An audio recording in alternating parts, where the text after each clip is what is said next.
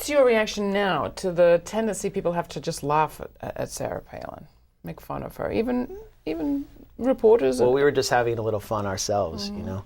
And I think all lovers of unintentional comedy are happy to have Sarah Palin on the national stage. But she also has to be taken seriously. She's the most powerful fundraiser for the Republican Party. And she comes from a radical background, and she's a true believer.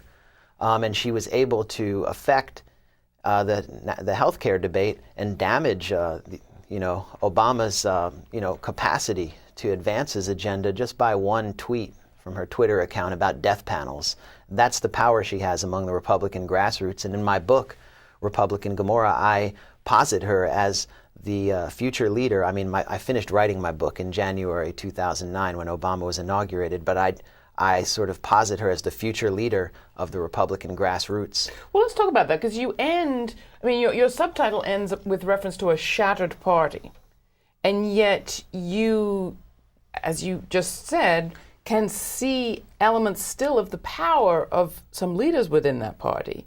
And you, when you visit gun shows, portray a pretty scary picture of very well-organized minorities who are also very heavily armed. And you've seen some of them out in action protesting healthcare proposals. So is it shattered? Is it not shattered? Which is this, a circus? I wouldn't call them minorities. I think that they're still, they still represent the majority culture, at least the dominant culture in the U.S., which is white culture. The majority of white people. Yeah, of white people. And I did do a report on gun culture right after the campaign, showing that this resentment against Obama was brewing. It's called Gun Show Nation. You can also see that on YouTube.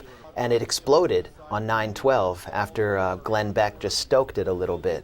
But when I refer to a shattered party, I'm talking about sort of the Republican Party as this dominant force for almost 30 years, as sort of an electoral fortress. And now the last siege tower of that fortress is the Deep South, which is white, evangelical, and that's the party. So the party's weaker than ever, but at the same time, the Christian right and the radical right, these assorted elements, these anti-government elements, are stronger than ever within the party. So those who have predicted the death of conservatism or the end of the Christian right are at best premature. However, the Republican Party is on the wane. When we talk about sort of premature celebrations, there were many that celebrated the crash of Newt Gingrich's career. But you write about Gingrich's rise, his fall, and his rise again. Right. He's about to speak next month at the Americas for Prosperity Foundation seminar on, I think it is, reclaiming the American dream, reviving the American dream, something like that, defending the American dream. Something. The American dream thing is clearly a theme that is coming from the right. What's it code for? Is it code for anything? And what is the power of Newt Gingrich today?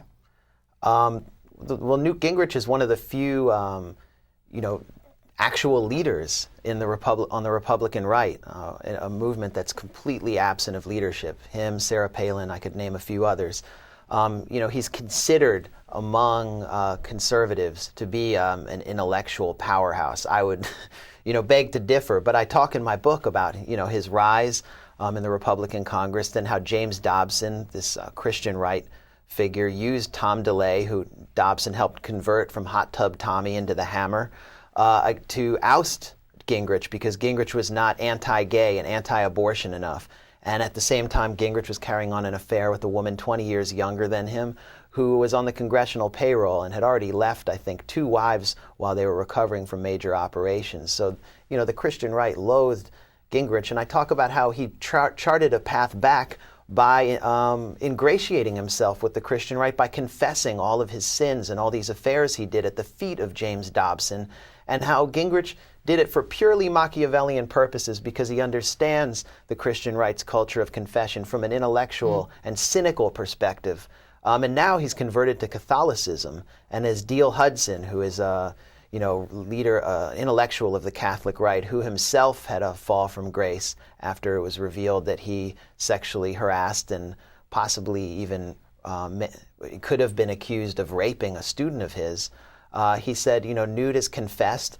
And as far as we're concerned, what he did in his past never happened. With respect to bipartisanship, you have some strong things to say about the appetite or lack thereof among Republicans for exactly that. Well, this is a movement, and I talk about it, and I show in my book, I demonstrate conclusively that this is a movement with no capacity for bipartisanship because the emotional and psychological satisfaction they get from this fervent activity that we saw on 9/12, this fervent resentment, is erased as soon as they start to compromise and participate in constructive policy.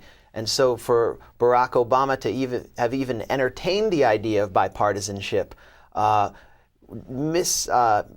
he misunderstood the nature of the threat, and he obviously didn't read my book. Well, maybe he will now. The book is Republican Gomorrah. It's just out from Nation Books. The author, Max Blumenthal, has videos that regularly appear on this program. Thanks for coming on the show. Yeah, thanks so much for having me. More coming up here on Grit TV.